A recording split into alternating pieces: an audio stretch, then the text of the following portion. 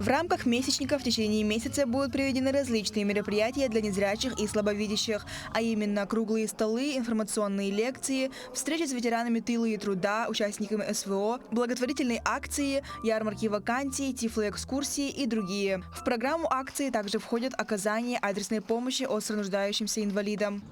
Ну, наше общество уже очень давно, так, скажем так, старое общество.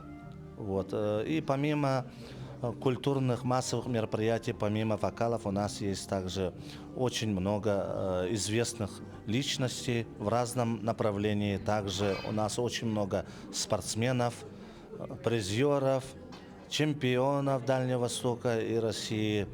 Эти люди, благодаря этим членам ВОС, наше общество сегодня процветает.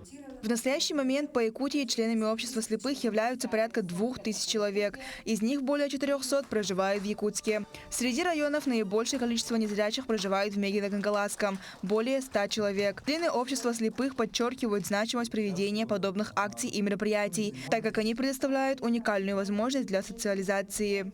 Это очень важно для людей слабовидящих, для невидящих, потому что это своего рода социализация. Человек не находится постоянно в четырех стенах, он общается с другими, с такими же людьми, как и он сам. И считаю, что это очень важно для человека, для его социализации, чтобы он не ощущал себя одиноким. В течение месяца для членов общества слепых будут организованы встречи с главами администрации районов. Они расскажут о мерах государственной поддержки незрячих. Также будет организована встреча с главными врачами и офтальмологами по вопросам охраны здоровья инвалидов. Акция завершится фестивалем 15 ноября. Лилия Бурцева, Аэлита Махно, Якутск.